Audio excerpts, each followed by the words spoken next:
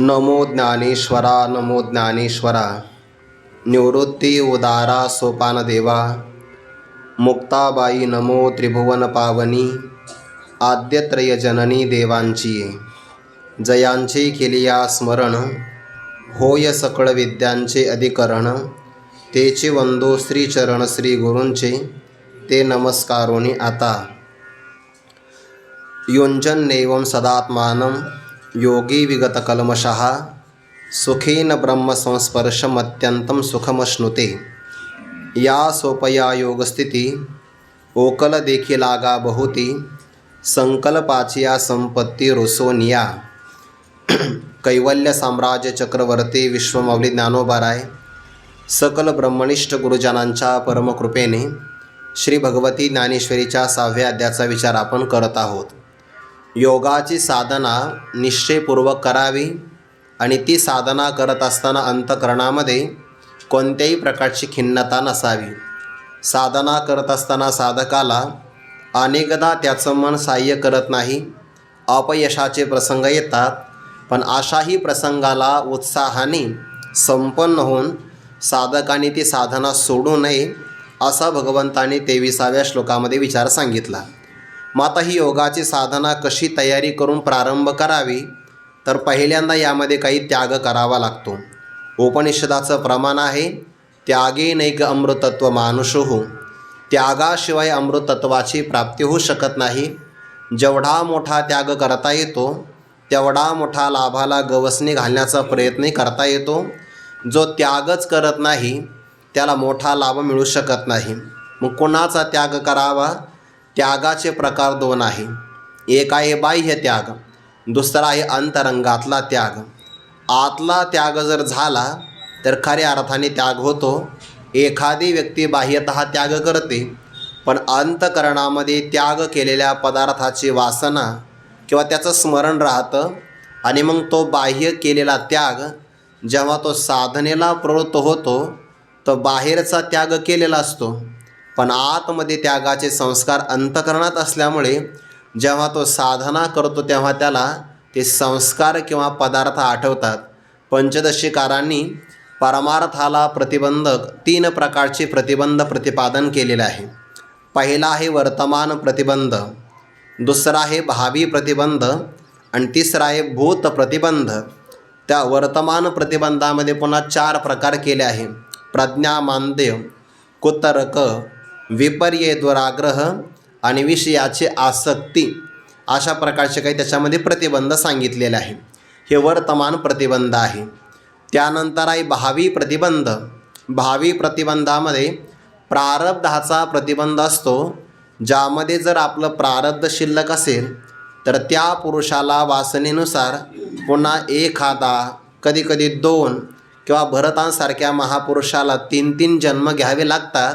त्याला भावी प्रतिबंध असं म्हणतात। आणि यानंतरचा एक प्रतिबंध आहे त्याला भूतकालातला प्रतिबंध म्हणतात।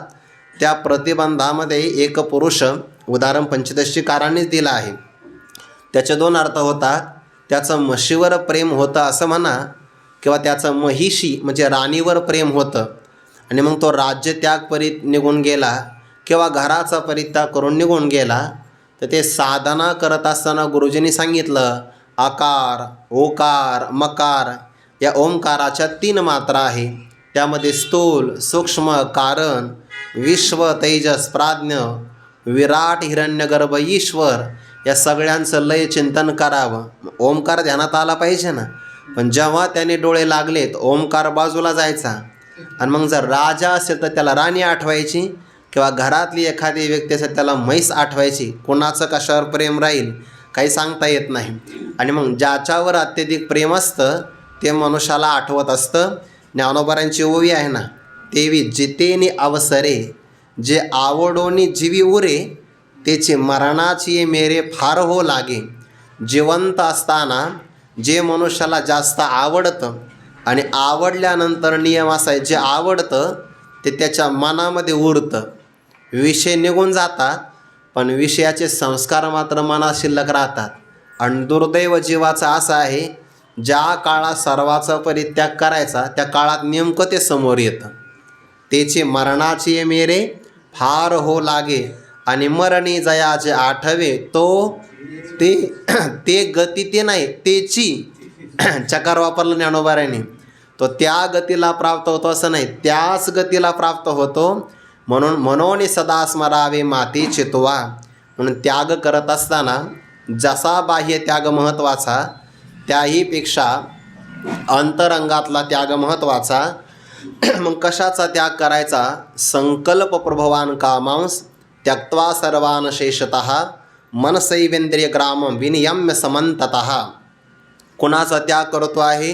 विषयाच्या ठिकाणी जी शोभनत्व बुद्धी असते, विषयाच्या ठिकाणी दोष असतात, पण ज्याला हे दोष कळत नाही तो पुरुष विषयाच्या ठिकाणी शोभनत्व बुद्धी धारण करतो. या शोभनत्व बुद्धीला म्हणतात संकल्प. आणि एकदा विषय चांगला वाटला की तो मनुष्याला असावा, प्राप्त करावं असं वाटतं. इदम मे स्यात, मला हे असावं, अशा प्रकारची इच्छा त्याला म्हणतात काम. आणि काम निर्माण झाला की मग सगळे विकार बरोबर येतात त्याच्या. मग काम, क्रोध, लोभ, दंभ, मद, मत्सर, अहंकार ही सगळी साखळी येते. एकाला प्रवेश दिला की बाकीचे त्याच्या मागून लपत लपत आलेलेच असतात. ज्ञानोबा म्हणतात, जेथ काम उपजला तेथ क्रोध आधीची असे आला, क्रोधी असी ठेवेला संमोह जाणे, संमोहा झाली या व्यक्ती तरी नाश पावी स्मृती, चंड वाते ज्योती हत जैसी. हा सगळा प्रकार आहे. या श्लोकाला कारणमाला नावाचा अलंकार म्हणतात. ज्याप्रमाणे आपण एखादी पुष्पमाळा घेतो, त्यामध्ये धागा ओवलेला असतो आणि बरोबर अनेक प्रकारची फुलं गुंफलेली असतात, तशी ही साखळी आहे. जिथं काम आला की क्रोध येतोच, आणि क्रोध आला की संमोह, स्मृतिविभ्रम, स्मृतिभ्रंशात बुद्धिनाशो, बुद्धिनाशात प्रणश्यती, नश्यती नाही प्रकर्षेण नश्यती, तो सर्वथैव नष्ट होतो. म्हणून संकल्प हा कामाला कारण आहे, काम हा विषय प्राप्तीला कारण आहे आणि विषय प्राप्ती अधपतनाला कारण आहे. म्हणून यांचा परित्याग करत असताना इहलोकातला भोग किंवा पारलौकिक भोग अशेषतः त्यक्त्वा, सर्वथैव त्यांचा त्याग करावा. या माता भगिनी आहे ना, दुधाचं पात्र चांगल्या प्रकारे घासून ठेवतात, पण ते घासून ठेवल्यानंतरसुद्धा सुकविण्यासाठी ते पालथं ठेवलं जातं. जर ते सोयीचं ठेवलं तर त्यामध्ये पाण्याचा एखादा आंबट असू शकतो अंश, आणि तेवढा जरी अंश असला तर दुसऱ्या दिवशी दूध तापवताना ते नासू शकतं. म्हणजे ते पात्रसुद्धा इतक्या पात्रतेनं ते सुकवावं लागतं, वाळवावं लागतं. सर्वथैव त्याला म्हणतात. थोडासुद्धा अंश शिल्लक न राहता.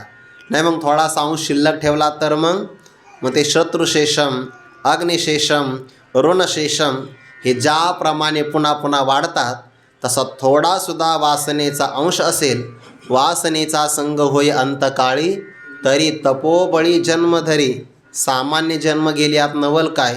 तपाच्या बळाने संपन्न असणारा पुरुषसुद्धा पुन्हा जन्माला येऊ शकतो, म्हणून ही तयारी आहे. संकल्पापासून निर्माण झालेला काम, म्हणून तो इहलोकातला असो परलोकातला असो, सर्वथैव परित्याग करून इंद्रियाच्या समूहाला सर्व बाजूने चांगल्या प्रकारे नियमित करावं. मग हळूहळू ज्या बुद्धीला सात्विक धैर्याची जोड मिळालेली आहे, त्या बुद्धीने हळूहळू सगळ्या विषयांपासून उपरमतेला प्राप्त व्हावं. हे हळूहळू विषयाची आसक्ती सोडली पाहिजे. एकदम ऐकल्याबरोबर सोडणं अशक्य आहे. कोणीतरी एखादा विरळा उत्तम अधिकारी असतो की ते कानावचनाची भेटी असं ऐकलं की त्याचा बरोबर त्याग होतो. ज्या पुरुषाला त्याग घडायचा असेल ना, त्याला फक्त निमित्त लागतं. ते गौतम बुद्धांच्या जीवनातलं एक उदाहरण सांगितलं जातं. जेव्हा त्यांचा जन्म झाला तेव्हा त्यांचं ज्योतिष पाहिलं गेलं. ज्योतिष हे शास्त्र आहे, फक्त त्याच्यात गणित चांगलं लागतं. जर गणित चुकलं तर सगळं चुकू शकतं.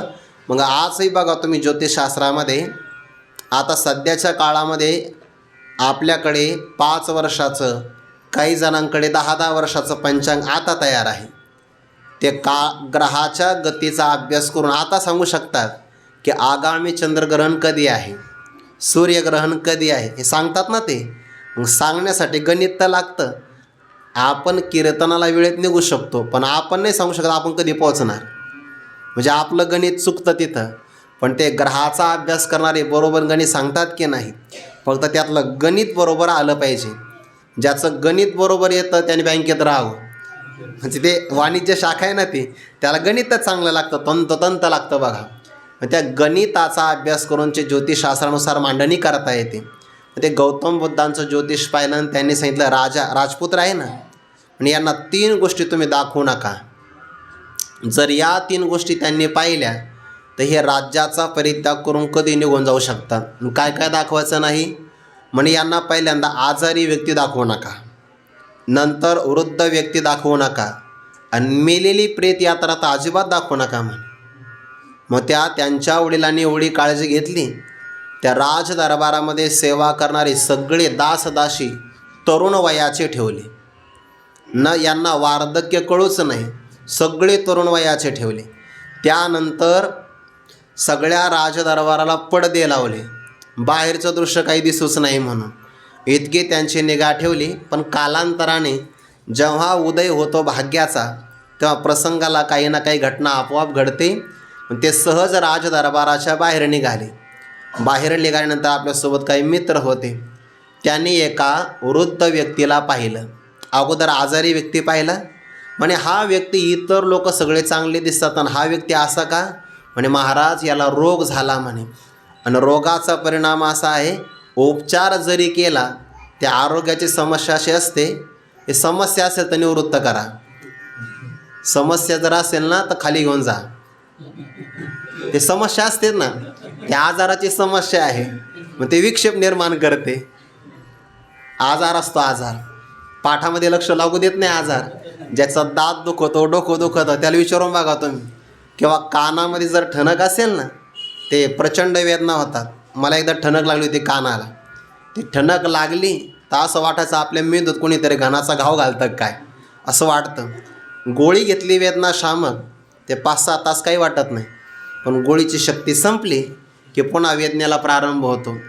आणि जेव्हा जे दुखतं ना ते मनुष्याला तेव्हा जास्त वाटतं. कान दुखू लागलं की त्याला वाटतं बाकी काही दुखावं, कान दुखू नाही. दाढ दुखू लागली की त्याला वाटतं बाकी परवडलं, पण दाढ दुखू नाही. आणि डोकं दुखू लागलं की कळतं कमीत कमी आहे म्हणून. हे असं वाटतंच ते. मग त्याला ते आजारी व्यक्तीचा आजार दाखवला.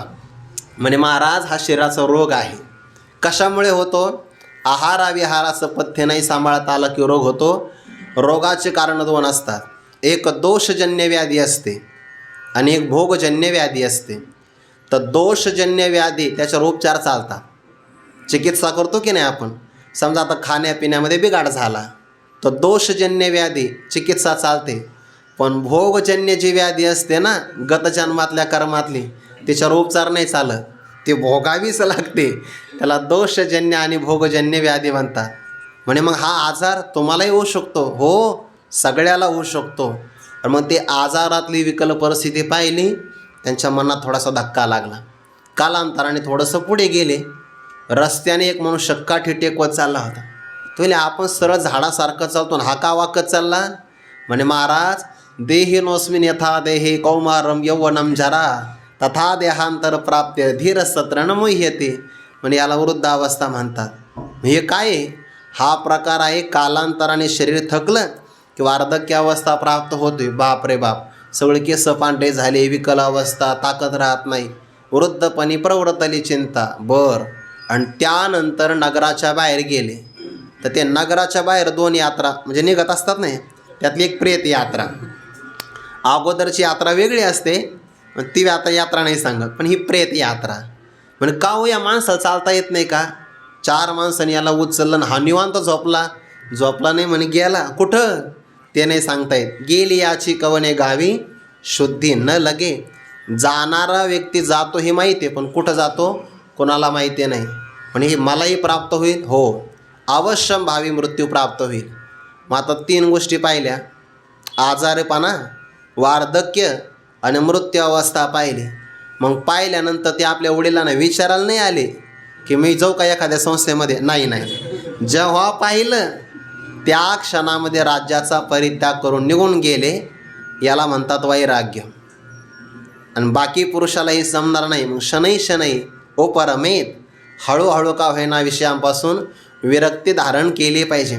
काही संकेत शरीरामध्ये मिळतात, काही प्रसंगाला मिळतात, थोडं सावध झालं पाहिजे. दशरथ राजांनी आरशात पाहिलं, कानाच्या मागं फक्त एक केस पांढरा दिसला, एकच केस बरं. इथं एखादा काळा राहतो. ते म्हणले सगळ्या राज्याचा परित्याग करायचा, आता आपण राज्य सांभाळायचं नाही. शनै शनै उपरमेत. आणि इथे मनुष्य नाही नाही तुमची घडी बसवल्याशिवाय मी जाणार नाही. आणि आपली घडी विस्कटते ना तोपर्यंत. शनै शनै हळूहळू उपरमतेला प्राप्त. थोडं का वेळा विरक्त झालं पाहिजे. आता मुलं करते सवरते आहे, जबाबदारीचं त्यांना भान आहे. आतापर्यंत दिलं ना आपलं सगळं आयुष्य संसारालाच दिलं आहे, व्यवहाराला. उपरमतेला प्राप्त झालं पाहिजे. पण मनुष्याला ती भ्रांती असते, वाटतच नाही. त्याला वाटतं अजून आपण खूप दिवस जगणार आहे. आणि मग निवांत परमार्थ करू शक्य आहे का ते? कधी जाईल काही सांगता येत नाही. शनै शनै उपरमेत आत्मसंस्तमन कृत्वा न किंचिदपि चिंतयेत. आत्मस्वरूपाच्या ठिकाणी मन द्यावं आणि थोडंसुद्धा विषयाचं चिंतन करू नये बरं. न किंचित अपि चिंतयेत, विषयांचं चिंतन नाही करायचं.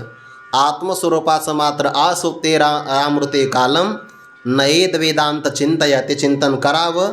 ज्या ज्या विषयापासून चंचल असणारं अस्थिर मन पुन्हा पुन्हा विषयांकडे जातं, निश्चरती चंचल होतं, त्या त्या विषयापासून याला आवरावं आणि आत्मस्वरूपाच्या ठिकाणी वश करून स्थापित करावं.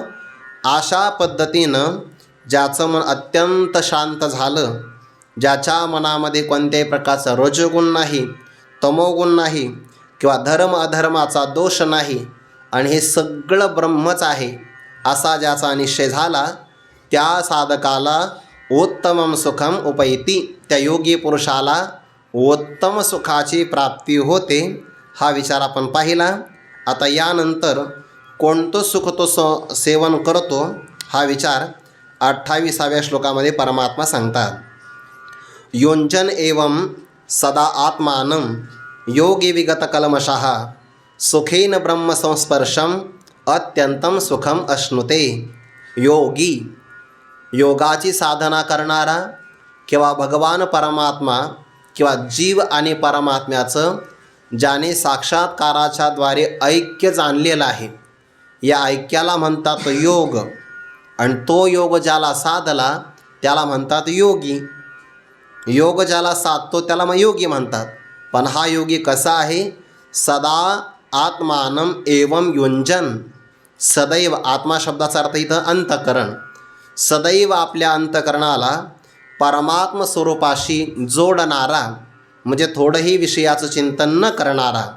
विगत कल्मषः, ज्याच्या मनातून सगळ्या प्रकारचे पाप, कल्मष म्हणजे दोष, जे पाप पुण्य धर्म आणि अधर्म जन्माला कारण आहे, ते सर्वच्या सर्व ज्याच्या जीवनातून निघून गेलेले आहे, असा असणारा हा योगी पुरुष सुखेन म्हणजे अनायासे. आता कोणत्याही प्रकारचे प्रतिबंध त्याला सतावत नाही किंवा कोणत्याही प्रकारच्या कष्टाला तो प्राप्त होत नाही. साधनेतला सुद्धा एक आनंद असतो, त्या साधनेतला आनंद तो भोगतो. सुखेन अत्यंतम ब्रह्मसंस्पर्शम सुखम अश्नुते. या सुखाचे दोन विशेषण वापरले, एक अत्यंतम आणि दुसरं आहे ब्रह्मसंस्पर्शम. सामान्य जीवाला सुख मिळतं त्यामध्ये विषयाचा संस्पर्श असतो, म्हणजे विषयाच्या उपाधीचा संबंध, आणि त्या संबंधाने त्याला भ्रमामुळे असं वाटतं की मला विषयाचं सुख प्राप्त झालं, तर ते इंद्रिय आणि विषय यांच्या संस्पर्शापासून प्राप्त झालेलं, पण तेही सुख नाही. या सुखाची विषय सुखापेक्षा विलक्षणता सांगण्यासाठी ब्रह्मसंस्पर्शम असा शब्द वापरला. जे ब्रह्मस्वरूपाशी तादात्म्य करणारं, ब्रह्मस्वरूपाच्या ठिकाणी विद्यमान असणारं जे स्वरूपभूत सुख आहे, त्या सुखाला तो प्राप्त होतो. आणि बाकीचे पुरुष एही संस्पर्शजा भोगा दुःख योनय एवते आद्यंतवंत कौंतेय न तेषु रमते बुधाहा तेषु न रमते. दोन अर्थ होतील बरं. ज्ञानी पुरुष त्यामध्ये रममान होत नाही. बुधाहा तेषु न रमते. ये रमते ते न बुधाहा, आणि जे रममान होतात ते ज्ञानी नसतात. असे दोन अर्थ त्याच्यामध्ये लागले जातील. ब्रह्मसंस्पर्शम, ब्रह्मस्वरूपाशी ज्याचा संस्पर्श म्हणजे ब्रह्मस्वरूपाशी तादात्म्य करणारं, तत्स्वरूप असणारं, या सुखाचं तो सेवन करतो. आणखीन एक विशेषण वापरलं अत्यंतम. त्याच्यामध्ये दोन शब्द आहे अति अंत. मग त्याचे पण अर्थ असा होतात अंतम अतित्य वर्तते इति अत्यंतम. अंत म्हणजे शेवट, अंत म्हणजे नाश, आणि नाशाचं उल्लंघन केलेलं आहे. परिच्छेद 3 प्रकारचा असतो. देश परिच्छेद, वस्तू परिच्छेद आणि काल परिच्छेद. त्यालाच अंतही म्हणतात. आणि या सगळ्या अंताचा ज्याच्यामध्ये अतिक्रमण झालेलं आहे आणि जे शिल्लक राहतं म्हणजे कोणताही परिच्छेद जिथं लागत नाही त्याला म्हणतात अत्यंतम सुखम. जीवाची अपेक्षा हीच आहे की मला सर्व देशात, सर्व कालात, सर्व वस्तूमध्ये सुख मिळावं. कोणाला वाटत नाही? आपल्याला असं वाटतं का सकाळी मिळावं दुपारी मिळू नये? नाही वाटत. वाटतं प्रत्येक क्षणाक्षणाला मला सुख मिळावं. म्हणजे सुखाला कालपरिच्छेद नसावा. प्रत्येक देशात मिळावं, आळंदीत मिळावं, गावाकडेही मिळावं, म्हणजे देशाचा परिच्छेद नसावा. आणि प्रत्येक व्यक्तीच्या माध्यमातून मिळावं म्हणजे उपाधी कोणत्या जरी आल्या तर त्याला नाश कोणता लागू नये. असं सुख फक्त ब्रह्मसुख आहे. यो वै भूमा तत्सुखम नाल्पी सुखम अस्ति. आणि अशा सुखाला विगत कलमशः योगी सुखेन, सुखेन म्हणजे साधनेचा त्याला आता श्रम होत नाही. यावर चिंतन करत असताना ईश्वर प्रणिधानाद्वा असं एक योगसूत्रामध्ये सूत्र आलेलं आहे की अनेक प्रकारचे प्रतिबंध येतात. योगाची साधना करताना त्या प्रतिबंधाचे प्रकार 9 सांगितलेले आहे. त्याच्यामध्ये पहिला प्रतिबंध व्याधीचा. ज्याच्या अंगात व्याधी असेल त्याला योग साधना होत नाही बघा. म्हणून तर नात्यश्नतस्तु योगोस्ति न चैकांत मनश्नतः न चाति स्वप्नशीलस्य जागृतो नैव चार्जुन योक्ताहार विहारस्य युक्तचेष्टस्य कर्मसु युक्तस्वप्नावबोधस्य योगो भवति दुःखः. दुःखाचा नाश करणारा योग त्याला साध्य होतो. म्हणून हे व्याधीसुद्धा प्रतिबंध आहे. त्याच्यामध्ये बरेच प्रतिबंधाची यादी दिली, सूत्रच आलेलं आहे. पण ते सगळे असणारे प्रतिबंध ईश्वर प्रणिधानात, ईश्वराची आराधना केल्यानंतर राहत नाही. असा ईश्वराचा अनुग्रह ज्याच्यावर झाला त्याला म्हणतात सुखेन, अनायासे, कष्ट न करता तो अत्यंतम ब्रह्मसंस्पर्शम सुखम अश्नुते. या सुखाला तो प्राप्त होतो.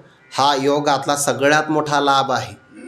आणि हा लाभ झाला की त्याच्या साधनेला परिपूर्ण फल प्राप्त झालं असा त्याचा अर्थ होतो. सदैव आपल्या अंतकरणाला परमात्म स्वरूपाशी जोडणारा, कोणतंही पाप अंतकरणात नाही, ब्रह्मतादात्म्य संपन्न आणि ज्याला अंत नाही अशा सुखाला हा योगी प्राप्त होतो. यावर ज्ञानोबारांचं स्पष्टीकरण. या सोपया योगस्थिती ओकल देखील आगा बहुती संकल्पाची या संपत्ती रुसोनिया. रुष्ण इथं पण आलं आहे बरं. हे रुष्ण 16व्या अध्यायामध्ये पण आहे बघा.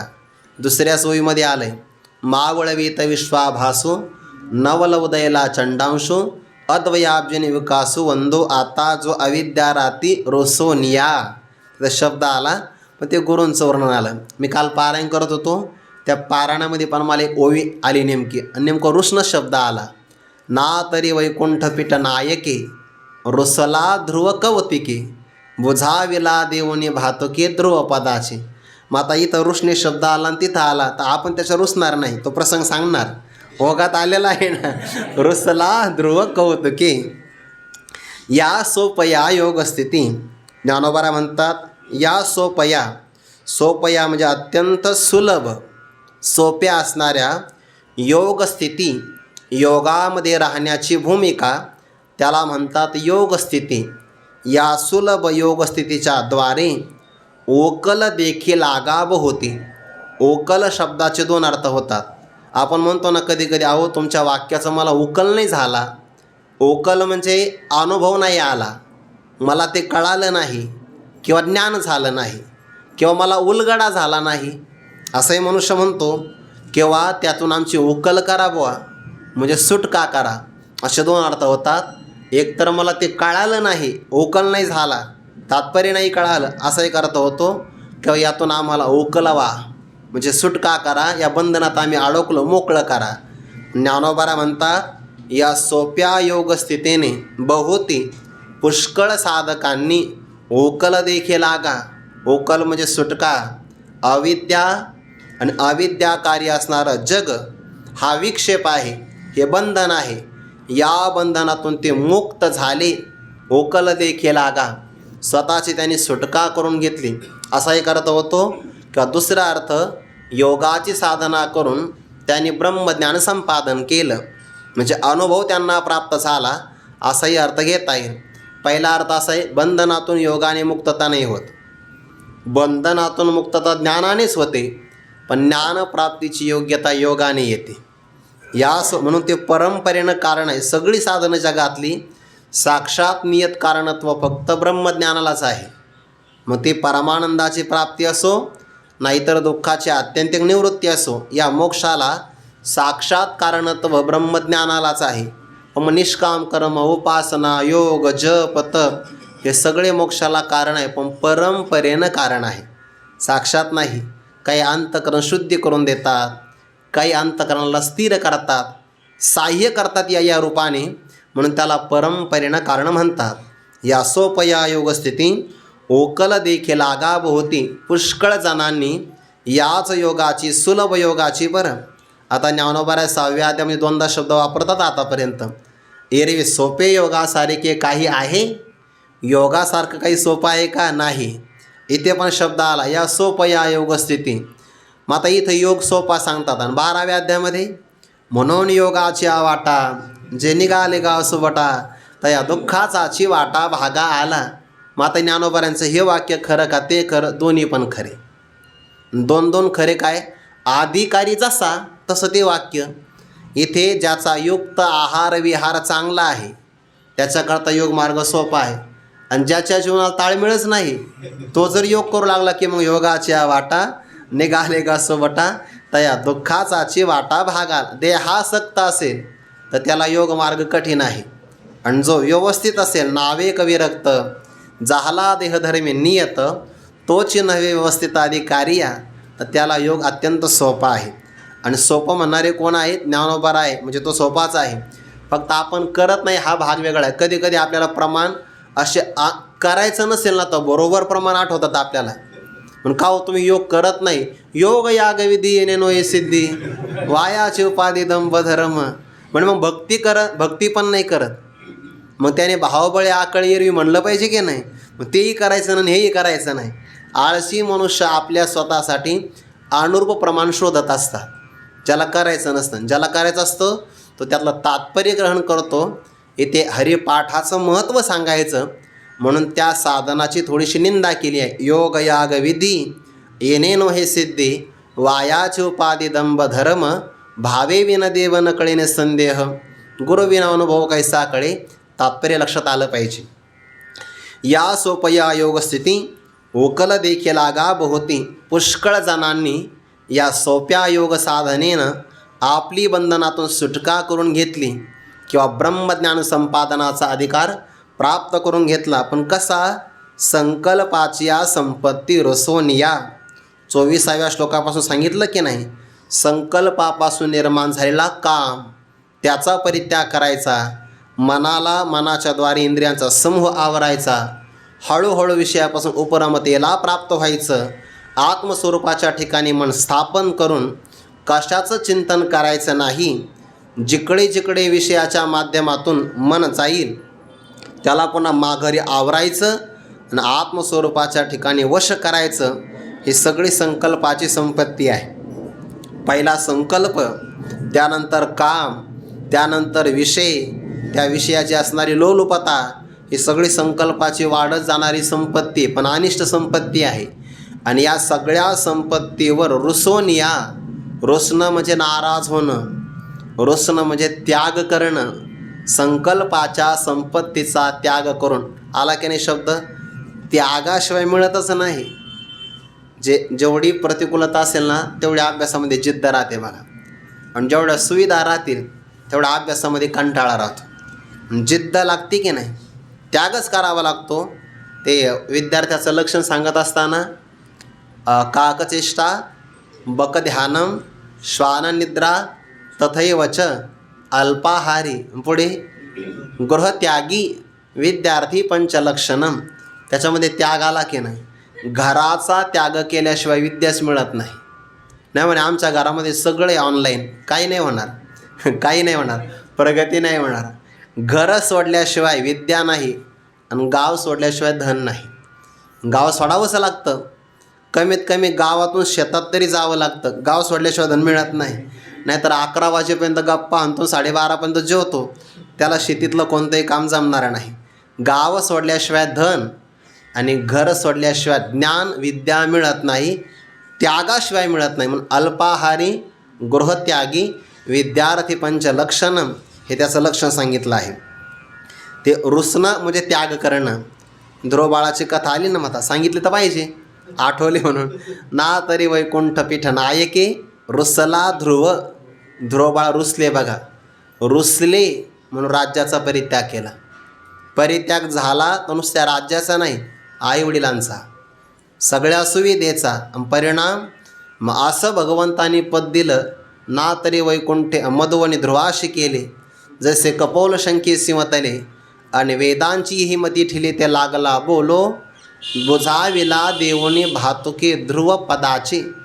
ते ध्रुव बाळाला ध्रुवपद दिलं, नावच ध्रुव आहे. ते आपल्या वडिलाच्या मांडीवर आपला सावत्र भाऊ बसलेला आहे. ध्रुव बाळाने पाहिलं, वडिलांच्या मांडीवर तो बसला, आपल्यालाही बसायला मान भेटला पाहिजे. लहान मुलांच्या अपेक्षा खूप कमी असतात. त्याला असं वाटतं वडिलांनी मांडीवर बसवावं, आईने आपल्याला उचलून कडेवर घ्यावं, बाकी त्यांची काही अपेक्षा नसते. पण मग ते आता मुलाला मांडीवर बसविण्यासाठी आणि मुलाला कडेवर घेण्यासाठी मुलं आपल्याजवळ असले पाहिजे. नाहीतर मग आता आई वडील दोघेही कामाला जातात आणि मुलं पाळण्या घरात राहतात, मग ते काय लाड करता येणार आहे. मग ते परतफेड अशामुळंच होती. ती लहानपणी हे त्याला पाळणे घरात ठेवतात, मोठ्यापणी ते यांना वृद्धाश्रमात पाठवतात.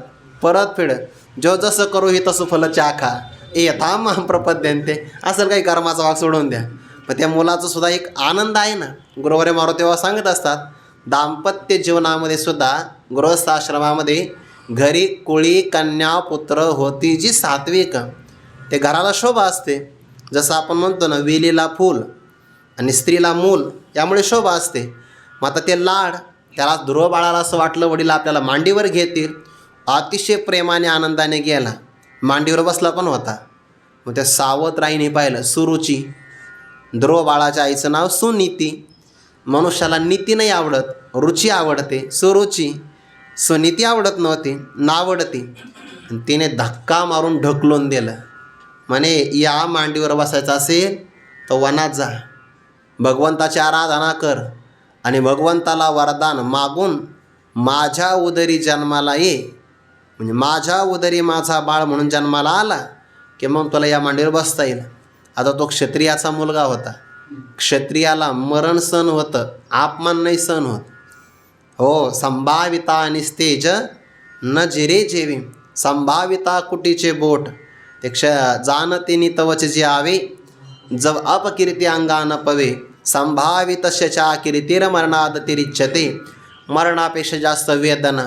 तो रडू लागला आणि दरबारात त्याचं सांत्वन करायला कोणीच नाही. विशेष वडिलाला माहीत होतं आपला मुलगा आहे, पण त्या राणीचा दराराच एवढा की तो आपल्या मुलाला जवळसुद्धा उचलून घेऊ शकला नाही.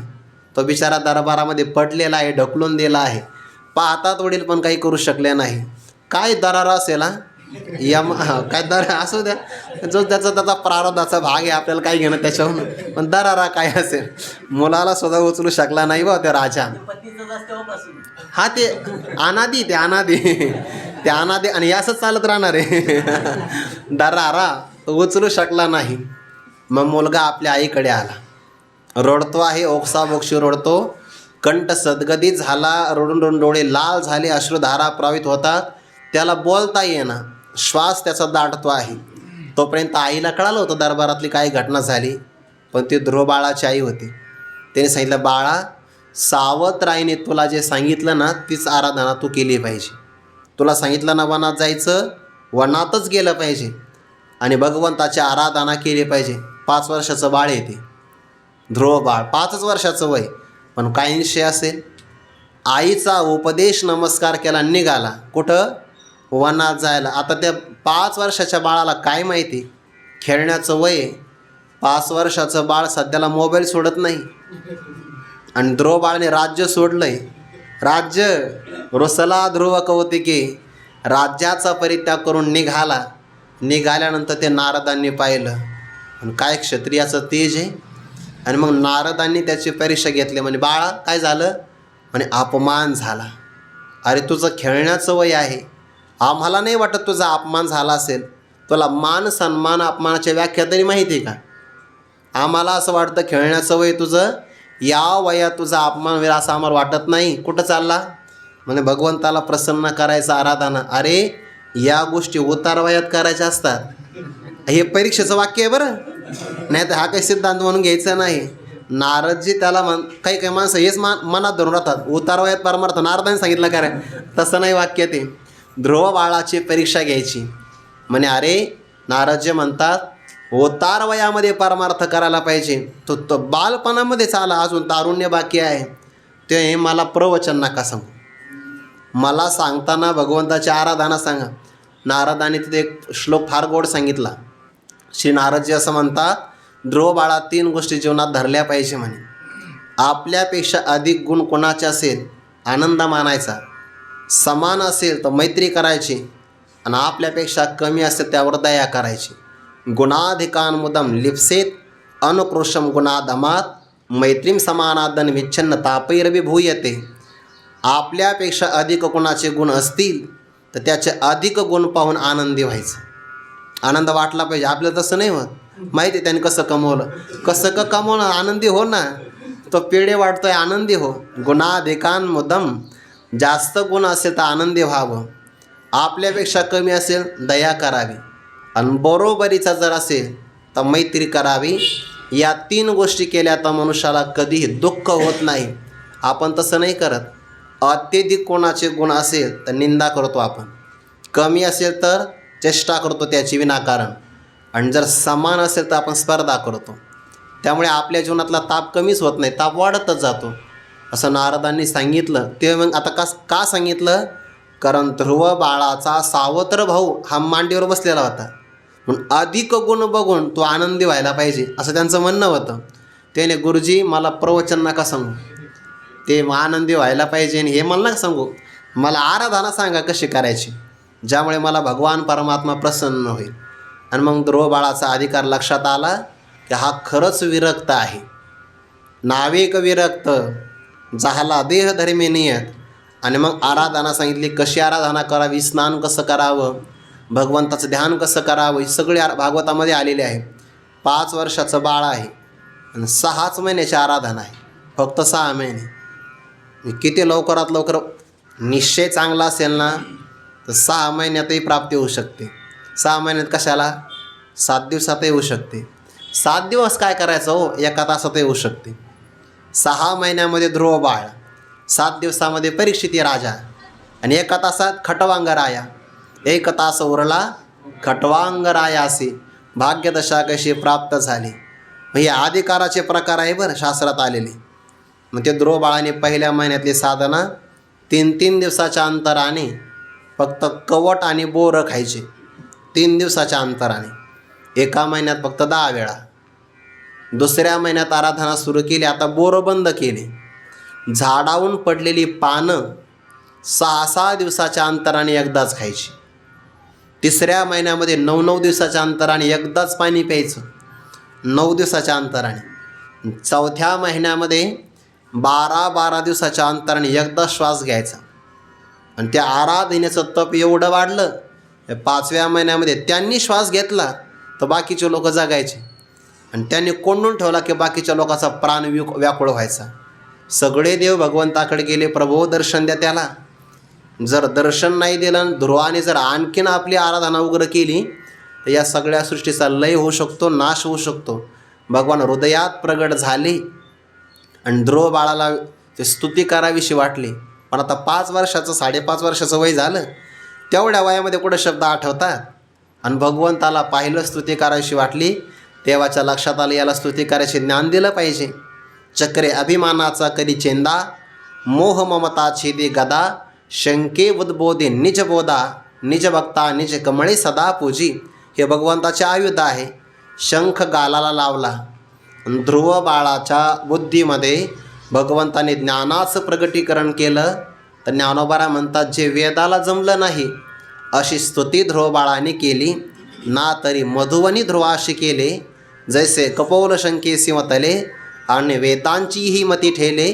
ते लागला बोलो योंत प्रविश्य, मम वाच मीमां प्रसुप्तां, संजीवयत्यखिल शक्तिधर स्वधामना, अन्यांश हस्तचरण श्रवणत्व गादीन, प्राणान्नमो भगवते पुरुषाय तोभ्यम. काय स्तुती केली आहे. ती कशामुळे ध्रुव बाळाला ते मिळालं? रुसला ना, तरी वैकुंठ पेठ नायक रुसला. आपल्या संपत्तीवर रुसला होता तो. तसं इथं सुद्धा संकल्पाच्या संपत्तीवर रुसायचं आहे. या सोपया योग स्थिती तो वना आला याचे लागे, जे बैसावे फित याचे आहो संगी, की तो चंद्र सूर्यादिकाम परिश जगे श्लाघ्य केला. श्लाघ्य म्हणजे मोठा केला. तो कसा करता आला होता? तो वना आला याचे लागे. भगवान प्रसन्न झाले. म्हणजे माग ध्रुव बाळा, काय मागायचं? म्हणजे मला वडिलांची मांडी पाहिजे.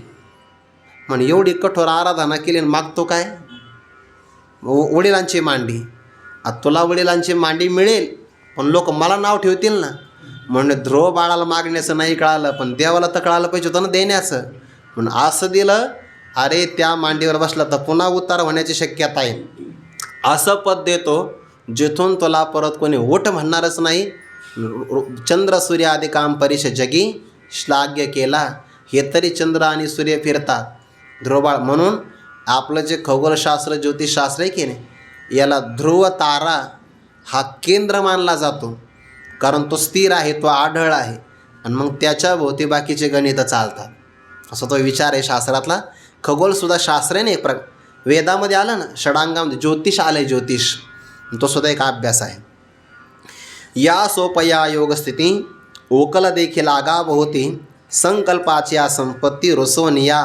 ते साधक जे संकल्पाच्या संपत्तीवर रुसलेले आहे.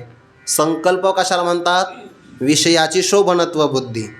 त्याची संपत्ती काम, कामाची पुन्हा मग परिवार, विषय, आणि या सगळ्यावर ते रुसतात. म्हणजे विषय, विषयाच्या इच्छा, संकल्प, शोभनत्व बुद्धी, वासना, या सगळ्यांचा त्याग करतात. त्याला म्हणतात रुसणं. ते सुखाचेने सांगाते, आले परब्रह्मा अंत होते. ते तल्लवन जैसे जळा ते सांडून नेणे, तैसे होय तिये मेळी. मग सामरस्याच्या राऊळी, महासुखाची दिवाळी जगेसी दिसे. ऐसे आपले पायवरी, चालीचे आपले पाठीवरी. हे पार्था नागवे तरी आन ऐके. 3-4 वयाचा खरं एकत्र विचार आहे सगळा. ते आता परब्रह्माला आनंदम विज्ञानम आनंदम ब्रह्म, आनंदाला ब्रह्म असं म्हणतात. आणि या ओळीमध्ये सुखही शब्द आला आणि परब्रह्म शब्द आला. मग अर्थ 2 वेगवेगळे करायचे. ते सुखाचेने सांगाते. सुख शब्दाचा करत होतो अनायासे, कष्ट न भोगता. कारण लाभाकरता जेव्हा प्रयत्न करतो साधक, तेव्हा त्याला प्रतिबंध जास्त येतात, आणि प्रतिबंध आले की दुःख होतं. स्वर्गसुद्धा प्रतिबंध आहे बरं. तया महेंद्रादी पदे करिताती वाटवदे, रिद्धी सिद्धीचे द्वंद्वे पडवणी ठाती. कामक्रोधांची विलग ओठावती अनेक, आणि शून्यशी अंग झुंजवावे की. किंवा या साध्यामध्ये पुढे येणार आहे.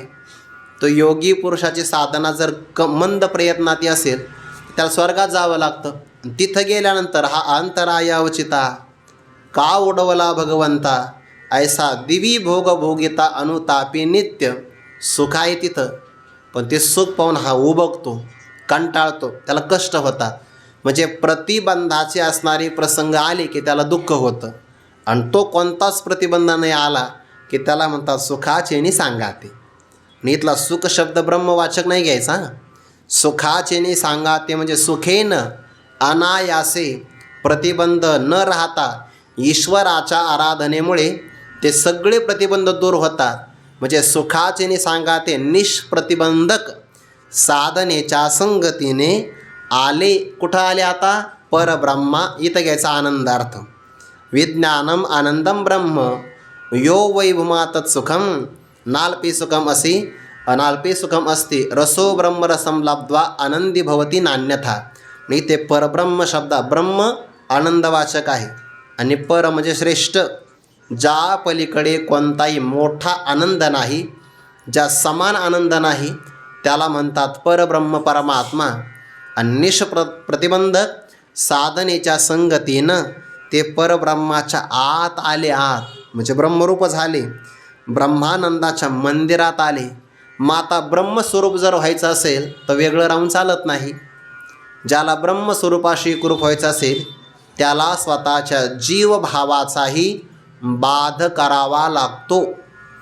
जीवभाव दिल्याशिवाय, जीवत्व दिल्याशिवाय परब्रह्मत्व प्राप्त होत नाही. वेगळा राहून परब्रह्माचा आनंद नाही भोगता येत. नाहीतर मग त्रिपुटी आहे, द्वैत आहे, द्वैतामध्ये दुःख आहे. पुन्हा ब्रह्मस्वरूपाच्या ते आत आले म्हणजे एकरूप झाले. ज्ञानोबारे उदाहरण देतात. कसं? जसं लवण जैसे जळाते सांडून नेणे. लवण म्हणजे मिठाचा खडा आणि जळ म्हणजे पाणी. पाण्याशी मिठाचा खडा एकरूप झाला की आता जसा तो मिठाचा खडा राहतो का? नाही. तो खडा रूपाने राहतच नाही. पाण्याशी पूर्ण एकरूप होऊन जातो तेव्हा त्याला पाण्याच्या किंवा समुद्राच्या अथांग स्वरूपाची प्राप्ती होते. नाहीतर एखादा मिठाचा खडा जर म्हटलं मला वेगळं राहायचं आणि मग पाण्याचा आनंद घ्यायचा तर त्याला परिपूर्ण आनंद नाही घेता येणार. कारण द्वैत आलं, द्वैतामध्ये अल्पत्व आलं, परिच्छिन्नत्व आलं. आणि जे जे परिच्छिन्न असतं न अल्पी सुखम असते. परिच्छिन्न जे आहे त्याच्यामध्ये सुख नसतं, व्यापकामध्येच आनंद आहे. मिठाचा खडासुद्धा स्वतःचं काठिण्य सोडून देतो तेव्हा त्याला पाण्याचं स्वरूप प्राप्त होतं. तसं जीवाला परब्रह्मरूपत्व संपादन करायचं असेल तर त्याला आपला जीवभाव सोडावा लागतो. म्हणून तर पंचदशीकारांचं म्हणणं आहे जीवभाव बाधे जगद्भाव बाधे स्वात्मा एव अवशिष्यते. फक्त स्वतःचं स्वरूप तेवढं शिल्लक राहतं, जीवभावाचा बाध होऊन जातो. जसं मिठाचा खडा स्वतःचा बाध करतं तसं जीवभावाचा बाध झाला. तैसे होय तिये मिळी.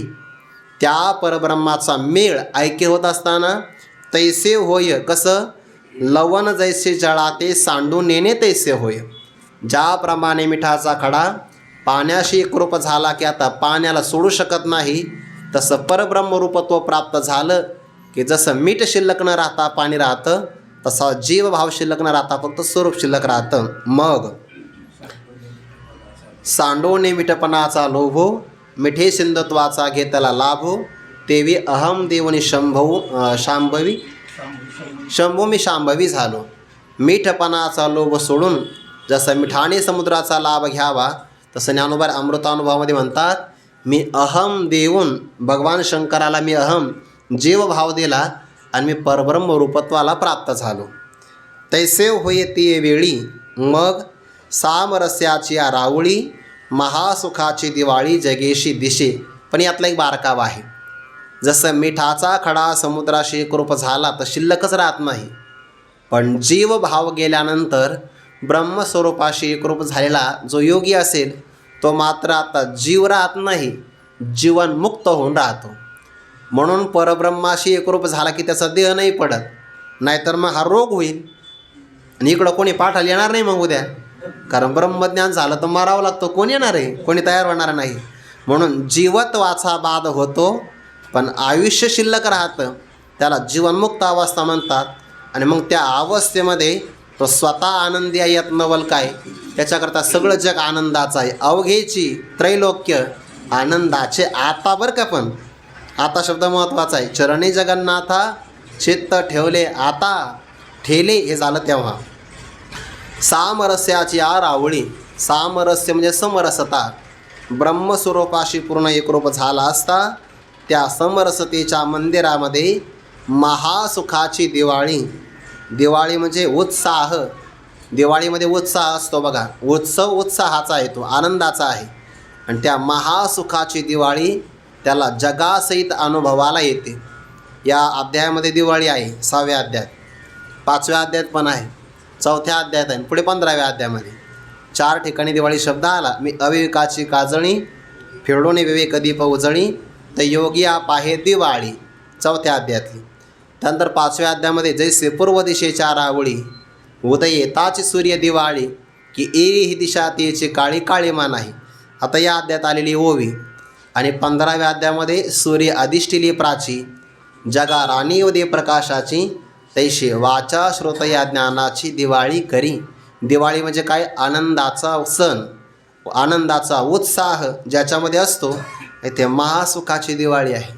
महासुख म्हणजे ब्रह्मसुख, व्यापक सुखाची दिवाळी, त्याला जगासहित अनुभवाला येते. हा मार्ग कसा आहे? थोडा कठीण आहे. कसा कठीण? ऐसे आपले पायवरी चालीचे आपुले पाठीवरी, हे पार्था नागवे तरी आण ऐके. ऐसे अशा प्रकारे आपले पायवरी आपुले पाठीवरी चालीचे. पायवरी म्हणजे पायांनी, आपल्या स्वतःच्या पायांनी आपल्या स्वतःच्या पाठीवर चालायचं. जमिनीवर चालणं सोपं आहे, पण आपणच आपल्या पायाने आपल्या पाठीवर चालायचं कठीण आहे की नाही? काठीण्य सांगण्याकरता उपमा दिली आहे. का दुसरा अर्थ होतो, पाठीवर चालायचं म्हणजे आपल्या पाठीच्या मणक्यामध्ये जो मार्ग आहे ना, इडा पिंगळा आणि सुषुम्ना नाडीचा, तर त्या मणक्यातून जाणारा हा मार्ग, या मार्गाने चालायचं. पाठीवरी चालीचे म्हणजे पाठीतून जाणारा जो मार्ग, षटचक्राचं भेदन करणारा, त्या मार्गाने चालायचं. ऐसे आपुले पायवरी चालीचे आपुले पाठीवरी. मग अर्जुना, हे नागवे, हे जर तुला शक्य नाही झालं तर मग आण ऐके, दुसरा तुला साधना मार्ग सांगतो, पण तो आज नाही, तो आता उद्या ऐके. पुंडलिक वरदाहरी विठ्ठल श्री ज्ञानदेव तुकाराम माऊली ज्ञानेश्वर महाराज की जय. जगद्गुरु तुकाराम महाराज की जय.